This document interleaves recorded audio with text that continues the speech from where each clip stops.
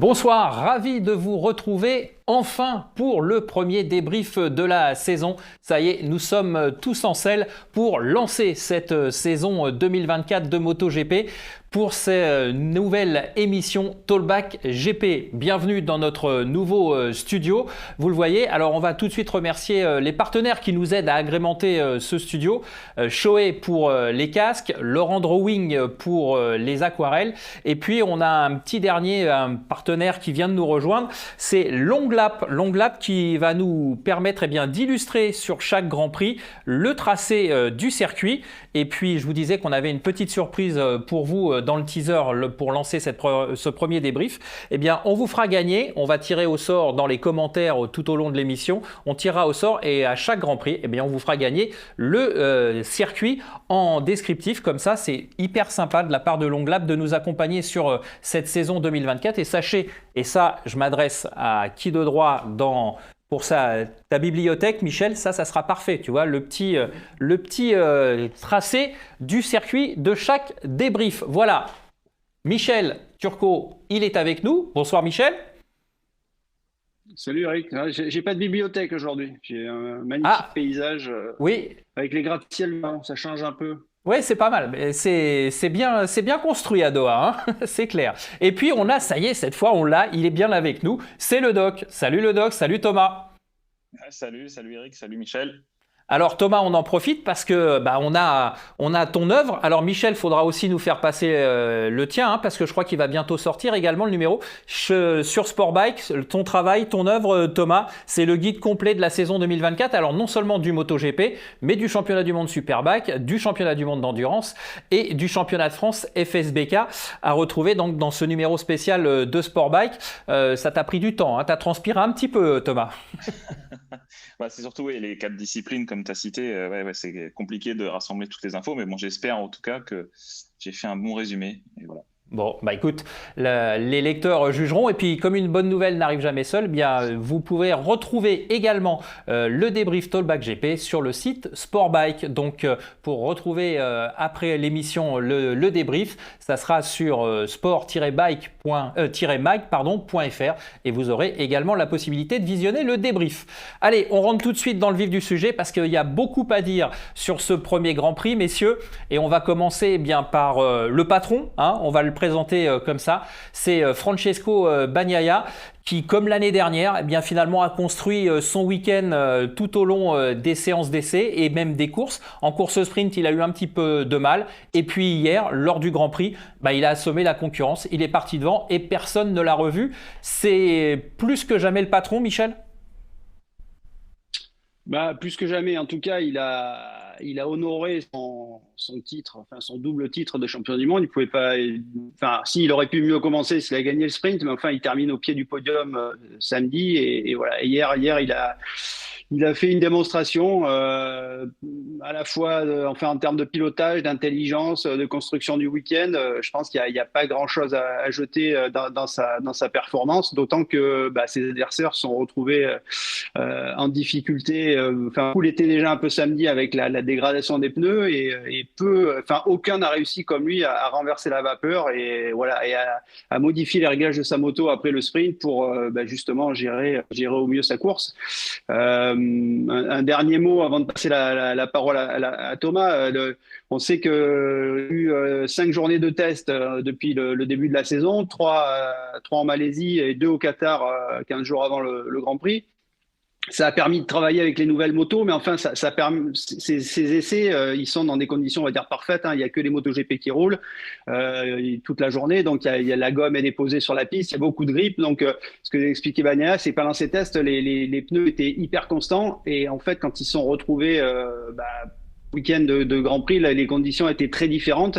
Alors, sachant qu'à Doha, entre les 2 journées de test et le Grand Prix, il y a eu une course du championnat du monde d'endurance auto, du WEC. Et les voitures ont enlevé la gomme qui avait été déposée pendant les 2 jours de test. Donc, le revêtement était beaucoup plus abrasif et moins adhérent qu'il avait été pendant les tests.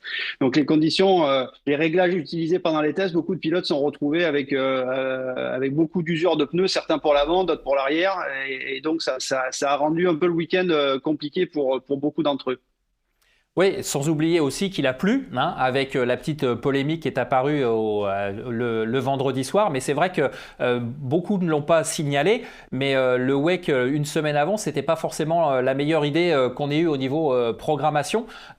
Thomas, au niveau de cette Ducati GP24, est-ce que c'est justement parce que ce que vient d'expliquer Michel qu'ils ont su construire leur week-end et réagir au warm-up, hein, puisque Bagnaia l'a dit au warm-up, ils avaient trouvé une solution, qu'elle a fait la différence, cette moto, même si elle est très très bien née, encore une fois?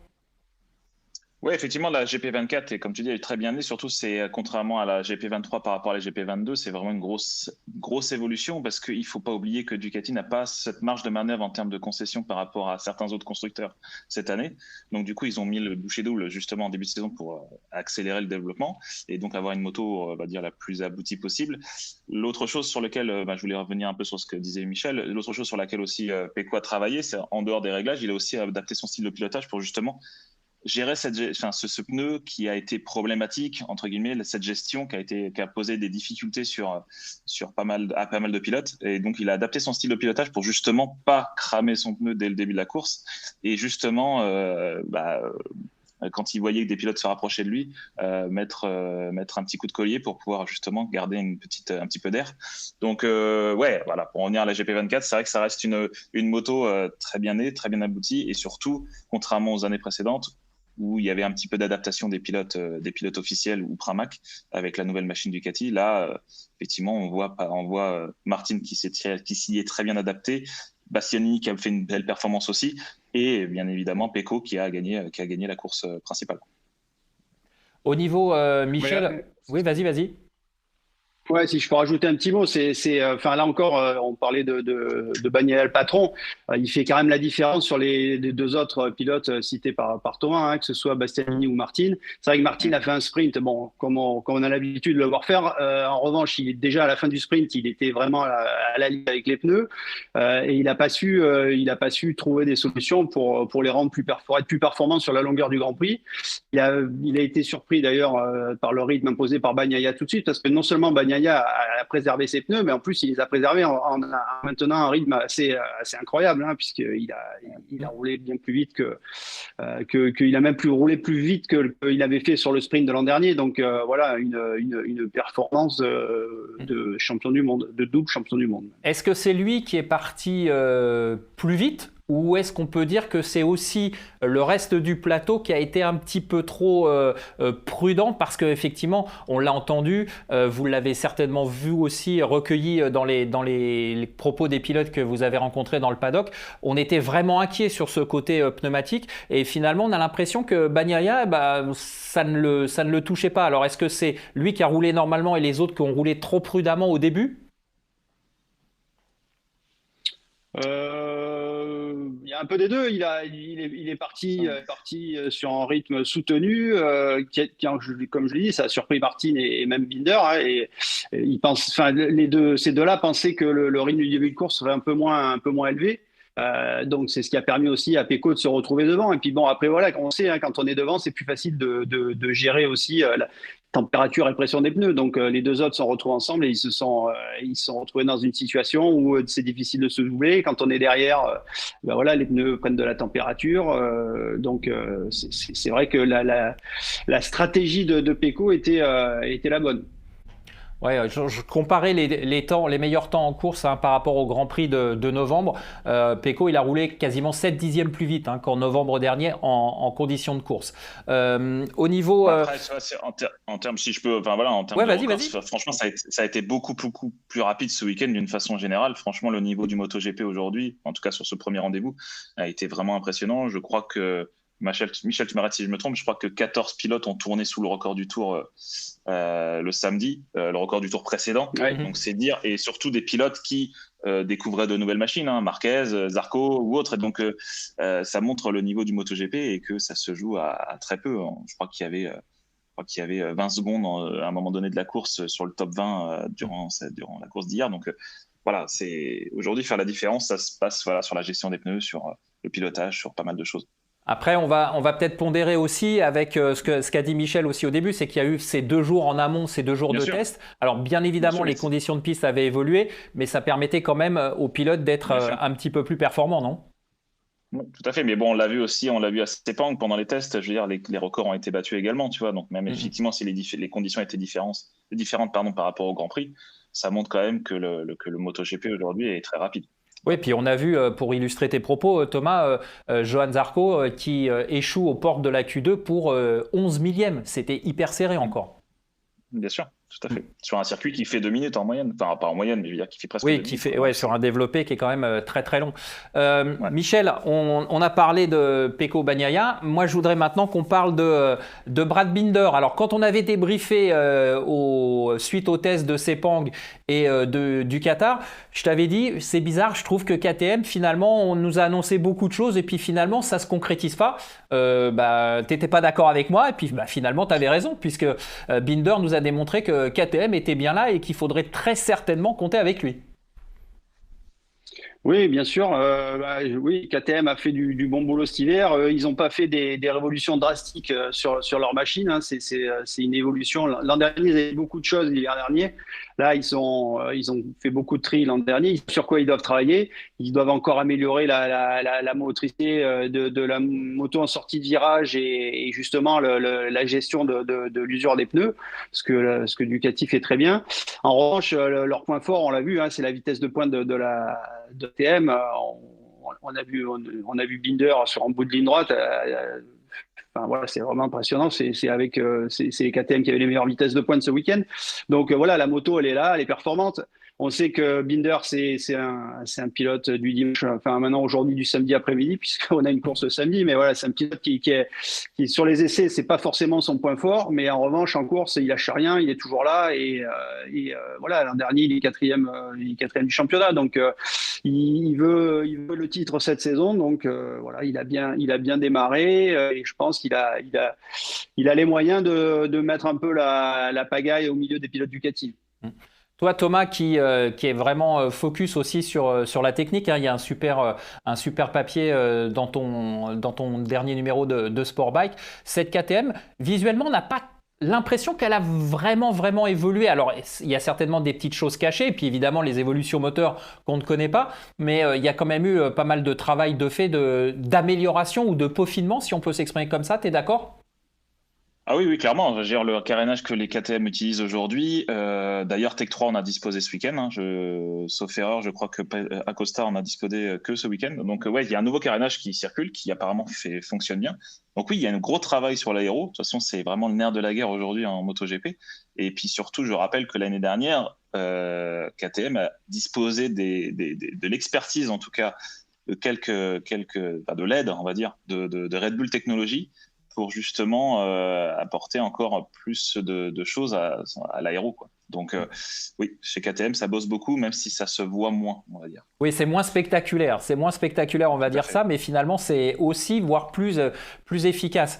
Par contre, on va dire le contrepoids de cette performance de Binder, c'est Miller qui finalement trébuche. Bon, il a chuté au Grand Prix. En course sprint, il était très bien parti, puis finalement, il a fini par s'écrouler.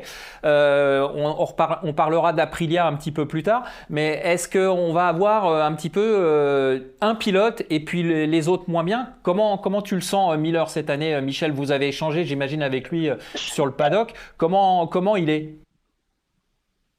Bon, je vais dire, il est un peu dans la continuité de ce qu'il était l'an dernier, c'est-à-dire plutôt en retrait des autres. Après, tu as parlé de Binder et des autres. Je pense qu'on va parler d'Acosta dans pas très longtemps. Juste après, Michel, même juste si, après.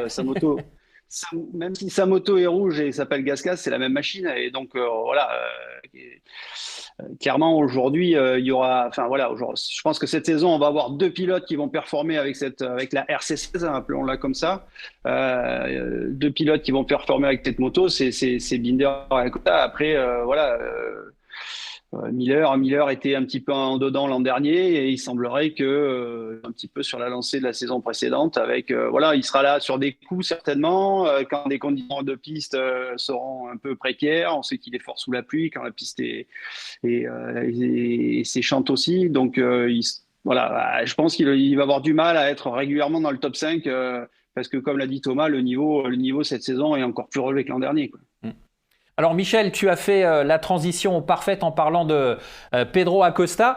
Alors c'est vrai que c'est un diamant brut hein, sur ce plateau MotoGP 2024. Thomas, je m'adresse à toi puisque tu as aussi les statistiques. Ça fait combien de temps qu'on n'a pas vu un rookie aussi performant? Parce qu'on rappelle que, alors même si avant il n'y avait pas de course sprint, il marque des points samedi, il marque des points hier et Dieu sait quelle course il a fait. Faut remonter assez loin dans l'histoire du MotoGP pour voir ça, Thomas? Bon, pas si loin que ça, mais après, je voulais juste faire le lien avec Miller, parce que, dont on parlait jusqu'à présent. Si on parle d'Acosta, Miller a quand même terminé derrière Acosta pardon, sur toutes les séances du week-end. Donc, c'est quand même assez remarquable pour cette première course d'Acosta. Donc, oui, après une performance comme ça, il faut remonter à 2019. 2019, c'est vraiment le point de. Voilà, c'est là où, en fait, les records d'Acosta. Oula, j'ai du mal à parler, excusez-moi. Il faut remonter à 2019 juste pour retrouver une telle performance. Acosta en fait se qualifie 8e sur la grille. Vous me parlez derrière? J'entends pas. Oui, non, c'est bon, vas-y. C'est bon. On t'écoute. Il se qualifie 8e sur la grille, donc c'est le meilleur résultat d'un rookie depuis sur sa première course en MotoGP depuis Fabio Quartararo au Qatar en 2019. Il s'était qualifié 5e, Fabio, avant de caler sur la grille et puis de partir de la pit lane. Il termine 9e de la course principale hier à Pedro, et donc du coup c'est le meilleur résultat d'un rookie sur sa première course. On va dire sur course longue, hein, on ne considère pas les sprints, depuis Joan Mir en 2019 également. Et l'autre chose remarquable de Pedro Acosta, c'est qu'hier, il signe le meilleur temps de la course. C'est une performance qu'avait réussi Fabio Quartararo également à sa première course en 2019. Donc on est sur pas aussi bien que Marquez en 2013, quand il avait commencé sur le podium, sa première course en MotoGP, mais on est sur quelque chose d'assez remarquable, sur une KTM, sur voilà, plein de choses, et avec le niveau du MotoGP qu'on connaît aujourd'hui. Alors Michel, Acosta chez Tech 3, évidemment, ça va mettre beaucoup de pression à l'équipe d'Hervé Poncharal et de Nicolas Guillon. Comment on peut se projeter sur cette saison? Parce que globalement, il est parti sur des standards très élevés. Son premier podium, puisque Thomas a dit que pour l'instant, c'était Marquez qui avait fait la meilleure performance en tant que rookie sur sa première course. Le podium, c'est pour bientôt, clairement, non? Il va être candidat au podium, effectivement, très vite. Après, la pression, moi, pour l'instant, j'en vois pas, honnêtement. Acosta, il est super nature. C'est vrai quand il était en Moto 2, on est un petit peu si. On le suivait de plus loin. C'est vrai que moi, personnellement, je le découvre vraiment cette année et je suis vraiment étonné et surpris par son naturel, sa décontraction. Il s'amuse, voilà, il dit, de toute façon, pourquoi j'aurais de la pression? Je suis un rookie, on n'attend pas de moi d'aller gagner le titre, donc je fais du possible. Il apprend super vite, il écoute, il est super. Avec l'équipe, il est adorable, il a toujours un mot pour le monde, il va manger avec ses mécanos. Il s'est super bien intégré chez Tech 3. Et la pression chez Tech 3, il n'y en a pas non plus, puisque de toute façon, aujourd'hui, on va pas se mentir, c'est les Autrichiens qui sont derrière Costa, c'est eux qui ont la pression plutôt, parce qu'ils savent qu'il faut le servir correctement, lui donner la moto dont il a envie pour briller, pour le conserver l'année prochaine. Parce que même s'il a un contrat, il y a toujours des astérix dans un contrat qui pourraient le libérer si d'aventure un autre constructeur venait faire un énorme chèque pour le.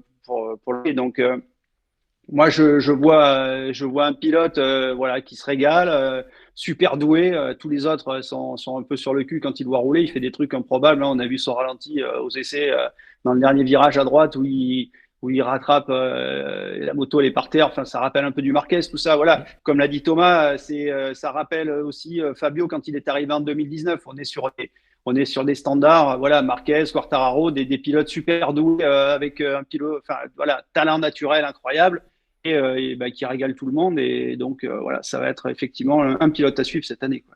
Ouais, et puis ce qui est impressionnant, enfin, je sais pas si tu partages mon analyse, Thomas, mais quand on l'a vu en course, alors certes, évidemment, il a tapé trop dans ses pneus, ça prouve aussi qu'il faut qu'il continue d'apprendre, hein, etc. Mais quand il fait ses dépassements, même sur Marquez, des choses comme ça, c'est jamais de façon limite, tu vois. C'est pas le chien fou qui arrive, qui est en perdition, mais qui veut se montrer, qui veut montrer que on a eu raison de le propulser ici en MotoGP. C'est clinique, j'allais dire. Est-ce que tu es d'accord avec moi, Thomas? Oui, je suis tout à fait d'accord. Ce que disait Merci. Michel, et c'est ce que j'ai posé, j'ai posé la question aussi également à Zarco, qui me disait qu'en fait, c'est assez impressionnant parce que tout est naturel chez lui. Il force pas, il n'est pas là pour surpiloter. Enfin, comme tu dis, tout est chirurgical, on va dire. Et pour en revenir au dépassement de Marquez, où tout le monde a été impressionné, parce que c'est vrai qu'il faut, voilà, doubler Marquez, on peut imaginer que ça te met une petite pression. Et en fait, non, au contraire, lui, il disait, bon, bah voilà, quand j'ai décidé d'y aller, il fallait y aller. Et en fait, au moment du freinage, il décrit vraiment de façon assez drôle ce dépassement. J'ai essayé voilà, je me suis retrouvé à l'intérieur. Je dis, je passe. Bon, allez, j'y vais. Et donc, du coup, il a réussi à passer. Et puis, bon, bah voilà, après, comme il l'a dit, hein, la gestion des pneus, là, il a appris beaucoup. Il a appris beaucoup aussi de ses adversaires dans le sens où, en fait, il a remarqué que ses adversaires ne faisaient pas les fous, comme on peut imaginer en Moto 2 ou en Moto 3 sur les premiers tours. Donc, il a appris aussi de ça. Il dit que voilà, ils ont été tous très smooth, ils ont été ils n'ont pas commis d'erreur. Donc lui, en fait, voilà, il veut apprendre de ça et clairement, on peut imaginer sur les prochaines courses, surtout à Portimao, là où je crois savoir qu'il a gagné en Moto 2 comme en Moto 3. Je crois je crois qu'il a jamais été vaincu là-bas à Portimao. Il faudra regarder ça, mais peut-être qu'on pourrait s'attendre à une belle performance là-bas. On verra aussi. Et Eric. Oui, vas-y. Ouais, si je voudrais bien rajouter quelque chose, on l'a comparé un petit peu à Marquez et Quartararo à leur arrivée en MotoGP. Ce qui est encore plus remarquable pour Acosta, c'est qu'aujourd'hui la MotoGP est un autre univers que même 2019 qui était celui de Fabio. Entre l'aéro, la gestion de tous ce qu'on appelle les devices, hein, de correcteurs d'assiette, baisser la moto au départ, en sortie de virage. La course sprint du samedi qui rajoute aussi enfin voilà, un schéma particulier. Il découvre tout ça, Acosta, et voilà. Et le week-end, il ne fait pas d'erreur en plus. Quoi. C'est ça qui est hallucinant. Quoi. Donc ouais, chapeau bas. Ouais, et pour conclure sur Pedro Acosta, le prochain Grand Prix à Portimao, ça sera aussi intéressant parce que, comme tu viens de le dire, Thomas, il a des sacrées références là-bas. Par contre, on pourra voir comment ça se passe aussi sur sa capacité d'adaptation parce qu'encore une fois, l'oseille, il y avait roulé en amont. Là, ça sera tout de suite dans le vif du sujet, tu vois. Donc, c'est là aussi où on va vraiment découvrir tout son potentiel parce que là, il n'y aura pas eu de séance préparative. Il sera tout de suite dans le vif du sujet avec tout le monde. Et ça, c'est là où je pense que ça sera vraiment le révélateur à ce moment-là. Bah, c'est ce qu'on dit chaque année. Effectivement, Marquez l'a reconfirmé hier. Lui aussi, il dit que voilà, il a eu les tests à Sepang, il a fait de belles performances sur les derniers jours, les tests au Qatar également. Et là, pour le Grand Prix, pareil, parce qu'il avait déjà tous les réglages. Sa première épreuve du feu, effectivement, ce sera celle de Portimao, où bah, il va falloir arriver avec des réglages qu'il connaît pas, une base qu'il n'a pas encore développée, mise au point. Donc oui, tout le monde va se retrouver dans cette situation. Hein. Clairement, quand on soit rookie ou qu'on découvre un nouveau constructeur, hein, comme Zarco, comme Marini, comme beaucoup d'autres. Alors Thomas, tu l'as évoqué avec Pedro Acosta parce qu'effectivement ils se sont retrouvés à la bagarre pendant la course d'hier. On va parler maintenant de Marc Marquez. Alors lui aussi il était attendu pour d'autres raisons. Hein. Il y avait des petites polémiques qui étaient nées en disant que depuis Sepang il cachait son jeu, qu'il allait surprendre tout le monde, qu'on le voyait également gagner. Alors Michel, certes, il n'a pas gagné, Marc Marquez, mais on peut dire qu'il a quand même réussi son entrée en matière avec cette Ducati du team Gresini, cette GP23. Et puis, si je ne dis pas de bêtises, aucune chute ce week-end, non? Bah ouais, c'est ça. Écoute, pour moi, c'est une première parfaitement réussie. D'ailleurs, il était très content de son résultat. La saison va être longue, comme on a dit. Il débute avec cette moto qu'il ne connaît pas encore très bien. Il a passé 11 ans sur une Honda qui se pilotait d'une manière très différente. Voilà, Marc, c'est un pilote qui freine hyper fort, qui rentre hyper fort dans les virages. Avec cette moto, il faut qu'il utilise davantage l'arrière, donc il doit revoir son pilotage. Il le dit, il est toujours pour l'instant à rouler en réfléchissant. Donc il pense ce qu'il doit faire, donc forcément il y a une petite perte de temps quand le pilotage n'est pas naturel. Mais voilà, je pense qu'il est bien dans ses baskets. Alors beaucoup attendaient, tout le monde, enfin beaucoup. On a entendu dire qu'il cachait son jeu, qu'il allait gagner ce premier Grand Prix avec 10 secondes d'avance. Bon, là, j'exagère un peu, mais bon, voilà, certains le voyaient gagner. Il n'a pas gagné, il n'a pas été sur le podium, mais il n'en était pas loin. Et voilà, il est clairement dans le coup. Est-ce qu'il va pouvoir jouer le titre? Je pense qu'il va être candidat au titre. Après, c'est clairement pas le favori.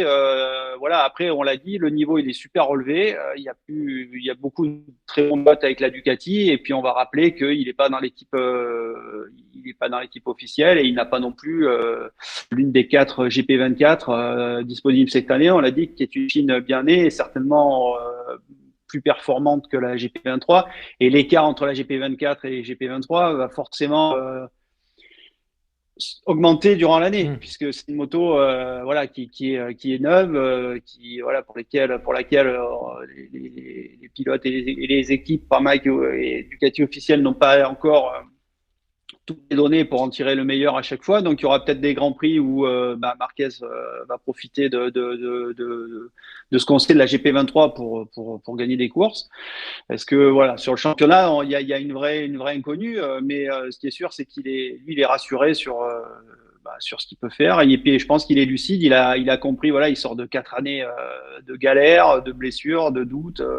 Là, il est en train de se reconstruire. Il sait que c'est plus le plus jeune. C'est plus voilà, l'avenir, c'est Acosta, on l'a dit. Lui, c'est plutôt le passé. Mais ce qu'il veut, c'est combattre.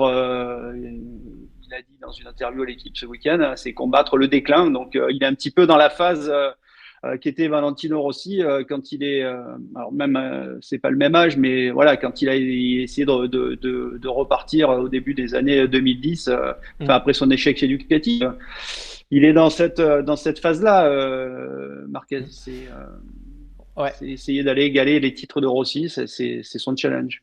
Est-ce que vous êtes d'accord avec moi, messieurs, et Thomas, je te pose la question d'abord, Michel pourra reprendre derrière. Est-ce qu'il n'est pas tout simplement en train de construire, je dirais, son expérience avec les Ducati et que le premier objectif qui s'est fixé, il sera là dans deux grands prix, c'est Austin. Et est-ce qu'en fait, il ne prépare pas tout simplement un gros coup pour Austin?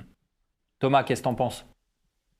Non, je pense pas qu'il prépare un gros coup. Je pense que je rejoins Michel sur le fait qu'effectivement, il découvre cette moto, qu'il doit s'adapter à cette moto. Il le disait hier, effectivement, là aussi, la Honda, c'est une moto très physique. La Ducati, c'est une moto qui lui permet d'être moins physique, d'être plus reposé sur la moto, d'être moins, on va dire, à l'arrache dans chaque virage. Donc, c'est toute une façon de repenser son pilotage. Donc, quand Marquez est arrivé chez Honda en 2013, on a vu, il a apporté avec lui un nouveau style de pilotage. Là, il doit adapter son style de pilotage qu'il a étraîné pendant plus de 10 ans. Donc voilà, je pense que effectivement Austin, c'est son terrain de jeu, c'est un circuit qui l'affectionne, c'est tous les circuits qui après aussi qui tourneront à gauche, ce sera aussi des circuits qu'il affectionnera. Donc ce sera forcément plus facile pour lui, bien évidemment, on peut l'imaginer.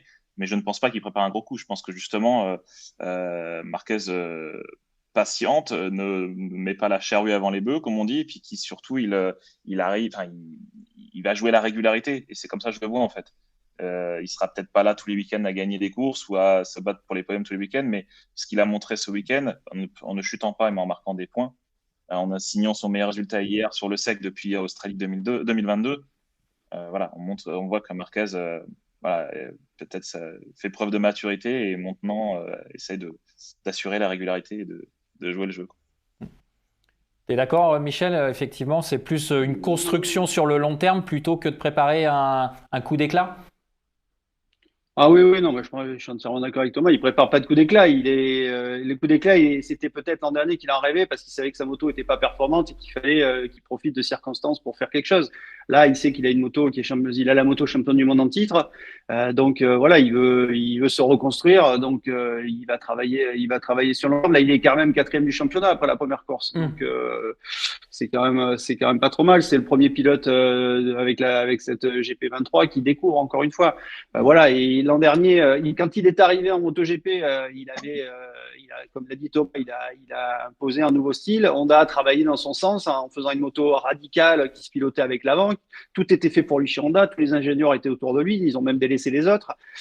Aujourd'hui, il récupère une machine qui a été faite pour 8 pilotes, qui convient à tout le monde, qui est, comme l'expliquait son frère Alex ce week-end, c'est une moto qu'il faut comprendre. Il y a un mode d'emploi à utiliser. On ne va pas la régler pour son pilotage. Donc, c'est lui qui s'adapte. C'est plus le contraire. Donc, voilà, tout ça prend du temps. Tout Marquez qui soit. Voilà, son talent et le pilotage, il est là. C'est certainement encore. C'est peut-être encore le meilleur d'ailleurs. aujourd'hui. Maintenant, enfin, voilà, il y a ça. Après, il y a le reste. Il y a l'âge, il y a sa condition physique aussi. Ça, on sait pas. On voit bien son bras. Bon, il dit que tout va bien, mais on voit il porte chaque fois un bas de tension sur le bras quand il n'est pas sur la moto. Donc, est-ce qu'à un moment donné, là, que sa condition physique va poser le problème sur une saison qui compte 21 Grands Prix, qui va être longue, qui va être dense il y a quand même beaucoup d'inconnus, mais voilà, évidemment, Marquez reste Marquez. Alors, tu parlais du talent naturel de Marc Marquez. On va très rapidement faire un petit parallèle parce que, comme tu le dis, il a la GP23 qui est championne du monde, mais qui est certes maintenant clairement moins performante que la GP24. Donc ça, c'est l'évolution logique.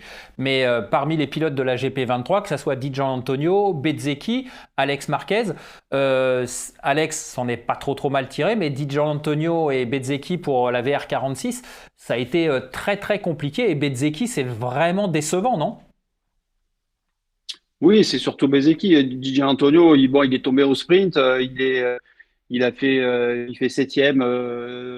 Il fait septième hier. Avec, encore une fois, devant lui, il n'y a quand même pas des manches. Donc, c'est pas déconnant, je veux dire. En revanche, ouais, Bezzecchi, c'est une vraie déception. Et lui a énormément de mal à s'adapter à cette GP23 qui, comme l'a rappelé Thomas, est assez différente de la GP22 qu'il avait l'an dernier. C'est une moto qui est plus compliquée à maîtriser en entrée de virage. Et c'est vrai que là, Bezzecchi, pour l'instant, il n'est pas en confiance. Il n'est pas à l'aise sur les entrées de virage. Donc, ça l'a amené à forcer en course, à détruire son pneu. Et voilà, le résultat, il est là, quoi. Thomas, du coup, chez VR46, on a été réticent à signer Di Giannantonio par rapport à Bezzecchi, mais finalement, ça pourrait être le pilote sur qui les résultats vont reposer, en fait, non? Ouais, bon, après, encore une fois, on se base sur la première course, donc c'est difficile d'émettre un pronostic. Di Giannantonio, c'est un circuit qu'il a apprécié parce qu'il a remporté sa toute première victoire en MotoGP l'année dernière, donc voilà, il y a pas mal de choses qui font que ça peut jouer en sa faveur. Je pense que Bezzecchi, effectivement, le temps qu'il trouve le mode d'emploi de cette GP23, peut-être ça va lui prendre quelques courses, mais ça reste quand même le pilote qui a terminé sur la troisième marche du podium l'an dernier, enfin finale du podium l'an dernier, donc je pense qu'il faut lui laisser encore un petit peu de temps et voir ce que ça va donner sur les prochaines courses. Oui, c'est pas devenu un mulet du jour au lendemain. C'est clair. Il faut effectivement trouver le mode d'emploi. Le mode d'emploi, lui, il l'a trouvé sur la GP24. C'est Jorge Martin. Hein. On va conclure sur le chapitre Ducati avec le vice-champion du monde. Il est revenu aux affaires pour la course sprint. Il faut qu'il travaille un petit peu sur le Grand Prix, Michel. Mais globalement, il sera là dans la course au titre, clairement. Hein. Oui, il sera là, mais pour l'instant, il n'est pas encore au niveau de Bagnaia en termes de compréhension de sa machine. Et je pense que peut-être qu'en prise de risque, en pilotage, il est peut-être un ton au-dessus de Pecco. En revanche, je pense que si on met tous les paramètres ensemble, pour moi, il est un petit peu en retrait sur la façon d'aborder la course, la compréhension et le calme, la sérénité. Je pense qu'il y manque encore quelques outils peut-être pour rivaliser avec Pecco sur la longueur d'un championnat. Je ne parle pas course après course, mais on va voir s'il arrive à rassembler, s'il digère. Moi, j'ai l'impression qu'il n'a toujours pas digéré ce qui s'est passé l'an dernier. Donc, ouais, puis j'allais dire aussi. Il y a un autre truc que je voulais rajouter, c'est que mine de rien, lui, il doit faire ses preuves parce qu'il doit. Exactement. Il se bat pour un guidon potentiellement d'usine, alors que Bagnaia, lui, a déjà signé pour 2 ans de plus. Donc c'est exactement ce que j'allais dire. Il doit jouer sur le mental sur les premières courses. Ouais. Frapper fort d'entrée pour pouvoir négocier les contrats. Surtout en fait, je pense que j'imagine, son idée, c'est de battre Bastianini coûte que coûte. Oui, puis c'est surtout aussi, comme on l'a appris, hein, donc Bagnaia, c'est normal, c'était la priorité de Ducati, il a re-signé. Aldeguer, finalement, c'est plus ou moins confirmé. Je ne sais pas si vous l'avez eu comme confirmation dans le paddock, mais bon, il sera chez Pramac. Donc sur les 2 GP25 à venir, il n'y en a plus que 2 déjà. Donc forcément, ça crispe un petit peu les choses. Et forcément, Martin ne sera pas le seul sur l'affaire. Enfin, ça sera à suivre. Allez, on va maintenant dérouler la fin du débrief avec ceux qui sont évidemment dans le dur. Alors, c'est un peu surprenant parce que Aprilia avait fait des bons tests d'avant-saison.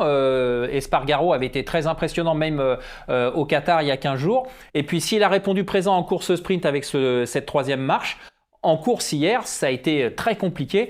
Vignales également, et puis Oliveira et Raúl Fernandez, c'est pas beaucoup mieux. Comment on peut l'expliquer, s'il y a une explication, Michel? Oui, je pense qu'il y a une explication, c'est que Aleix est favori hier. Il aurait dû gagner après ce qu'il a montré au sprint. Il avait un rythme incroyable sur le sprint. Avec surtout, il a fini le sprint avec un pneu arrière qui était parfait. Et c'était le seul à ce moment-là à avoir réussi à gérer ses pneus de cette manière. Il est super content de son appareil. Il dit qu'il a jamais eu une moto aussi rapide. Il arrive à avoir une vitesse au point de corde incroyable. Donc, voilà. Il était donné favori hier. Malheureusement, il a complètement raté son départ. Alors après, il a accusé son pneu qui avait pas dit, etc. Mais bon, on a vu clairement qu'il est parti.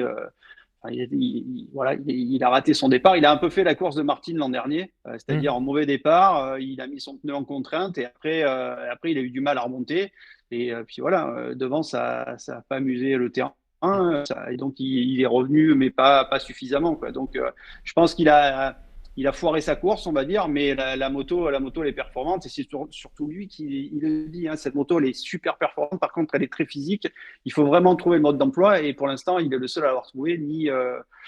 Alors, Vinales, c'est toujours pareil, hein, c'est un peu en haut, en bas. Donc, selon les journées, il est plus ou moins dans le coup. En revanche, Oliveira, il a beaucoup de mal. Et puis, bon, Raúl Fernandez, qui lui a la moto de l'an dernier, il n'a pas eu de chance parce qu'il est tombé en carafe sur la grille. Un problème électronique, la moto en panne. Il a dû partir Du fond de avec grille.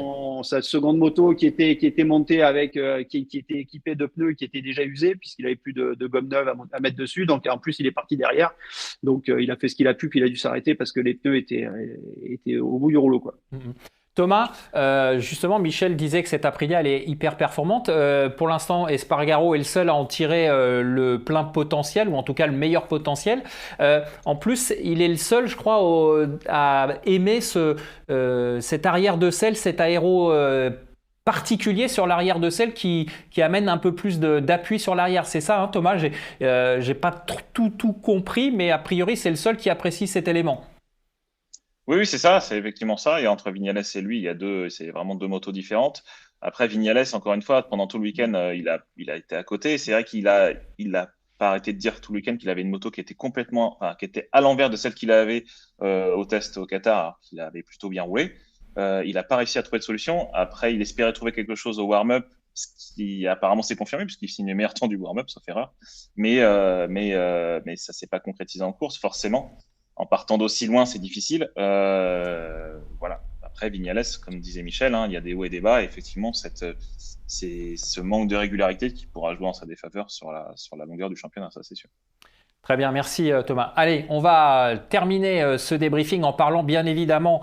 Alors, on a fait un thème générique, si l'on peut s'exprimer ainsi, parce qu'on va parler des constructeurs japonais et indirectement, on parlera évidemment de Fabio Quartararo et de Johann Zarco. Alors, il y a eu plein de choses de dit en amont de ce premier Grand Prix, que ça travaillait dur, qu'il y avait une nouvelle dynamique, qu'il y avait des nouvelles personnes qui étaient arrivées. Concrètement, les chiffres, effectivement, laissent à penser qu'il y a une vraie amélioration quand même, surtout chez Honda et un peu chez Yamaha. Mais en course, on s'est rendu compte que c'était l'Europe devant et le Japon loin derrière. C'est quoi l'ambiance, Michel, quand la course s'arrête hier au soir dans le paddock du côté des Japonais? C'est soupe à la grimace ou on est quand même encore à essayer de chercher des éléments positifs? Je crois qu'on essaye de chercher des éléments positifs parce qu'on a compris que si on baissait les bras tout de suite, voilà, la saison allait être encore très longue. Donc, c'est vrai que si on commence par Yamaha, Fabio a reproché à beaucoup de monde de ne retenir que ses critiques. Donc, voilà, dire qu'il s'est encore montré positif hier, mais forcément, le constat, il a dit, effectivement, Yamaha a progressé. Yamaha a progressé, la moto est mieux que l'an dernier. Mais le problème, c'est que les autres, ils ont encore progressé. Peut-être qu'ils ont encore plus progressé. Donc, l'écart, en fait, il s'est aggravé. C'est vrai que pendant les tests, on ne savait pas trop comment. Voilà, c'est un révélateur, cette première course. Après, c'est que la première, on va voir sur le circuit.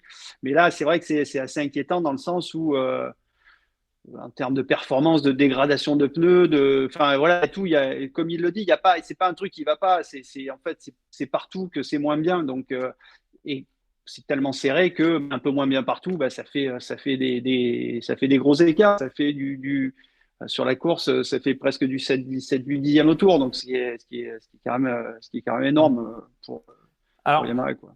moi, j'entends et je comprends. Et effectivement, quand on a été champion du monde, quand on se bat pour la victoire, on ne peut être que frustré quand on est derrière, etc. Mais moi, j'ai un peu de mal quand même à comprendre parce que cette Yamaha, effectivement, elle est perfectible. Mais si on regarde la course, il finit devant les Honda, alors que les Honda trouvent vraiment des qualités en nette hausse par rapport à l'année dernière. Et au final, quand on regarde le classement de la course, c'est Fabio devant toutes les autres Honda. Donc, c'est quoi le juste milieu en fait? Parce que Fabio aussi arrive à faire la différence en matière de pilotage, comme il le fait aujourd'hui. Moi, je le vois comme ça, en fait. Ça reste un pilote qui est hyper talentueux et qui fait aujourd'hui quelque chose d'incroyable avec cette Yamaha. Donc, mais pour aujourd'hui, ce talent et ce pilotage ne suffit pas à se battre devant. Voilà. C'est comme ça que je le vois. Du côté de chez Honda, on avait un discours un petit peu plus positif parce qu'on ne s'était pas non plus bercé d'illusions. Et Johann Zarco, alors effectivement, en course sprint, il a été victime de vibrations comme beaucoup de pilotes puisqu'il y a eu une dégradation du pneumatique arrière. En course, il avait l'air malgré tout satisfait. Alors c'est sûr que se satisfaire d'une 12e place, ça peut paraître surréaliste. Mais en tout cas, ça pose le point de départ du travail de chez Honda. On peut l'expliquer un peu comme ça, Michel? Oui, oui, bah, on voit que ça bosse. C'est clair que la Honda, elle a beaucoup changé. En tout cas, sur le plan d'aéro, il y a des gros efforts qui ont été faits, ce qui se voit pas vraiment sur la Yamaha. Donc voilà, ça bosse, mais pour l'instant, c'est pas suffisant. Donc, bah, Johan, voilà, il a signé un contrat de 2 ans avec Honda, donc lui aussi, il faut il aborde ça de manière positive et c'est très bien. Il est content parce qu'il arrive à se battre aussi avec cette moto. Donc c'est pas comme s'il se retrouvait sur une machine qu'il jetait par terre à chaque tour. Donc il se sent plutôt bien sur cette moto. Heureusement, même s'il arrive à prendre du plaisir à la piloter, le problème c'est que les chronos ils sont pas là, quoi. Et voilà, et ça dégrade les pneus et ça passe moins vite dans les virages que les autres et globalement c'est moins performant. Donc c'est vrai que ça paraît compliqué sur la saison. Je pense encore plus pour Yamaha parce qu'on a vraiment l'impression que cette machine elle est au bout d'une idée, au bout d'un concept. Et voilà, il faudrait certainement, on en parlait ce matin avec Thomas, il faudrait certainement repartir d'une feuille blanche pour Yamaha. Le problème, c'est que en 2027, il va y avoir un nouveau règlement, une nouvelle cylindrée qui sera certainement 850 cm3 avec des aéros qui vont être limités. Donc, comment Yamaha peut imaginer créer une machine déjà en courte saison possible. Donc, ça voudrait dire faire une moto pour 2025-2026 tout en travaillant sur encore un autre projet pour 2027. Je pense que ça va être Yamaha elle enfin voilà, va être vraiment dans le dur. Donc après, on sait que Fabio arrive en fin de contrat. Qu'est-ce qui va se passer? Comment tout ça va interférer aussi sur le mental du pilote? Voilà. Après, aujourd'hui, il est plus seul à se plaindre, hein. Rins hier, il a dit voilà, de toute façon, avec cette moto là, on est vraiment limité. Lui aussi a détruit ses pneus pour essayer de faire sa place dans le peloton. Voilà, les commentaires des deux pilotes se rejoignent, donc on ne peut pas accuser Fabio de voir d'être négatif, hein, ça c'est sûr. Et par rapport à ce que tu disais sur la conception de la moto, Thomas, si je dis pas de bêtises, c'est le seul 4 cylindres en ligne, hein, la Yamaha, sur le plateau. Oui, tout à fait. Oui, tout à fait. Effectivement. Donc oui, effectivement, on a peut-être arrivé, comme on en discutait ce matin, oui, au bout du bout de cette Yamaha et que maintenant, voilà, le 4 cylindres en ligne a fait ses preuves et là, ça suffit plus. Voilà. Bah, ouais, Michel. Après, il n'y a pas que ça, il y a Eric, partie enfin, tout ça, bien sûr. Oui, non.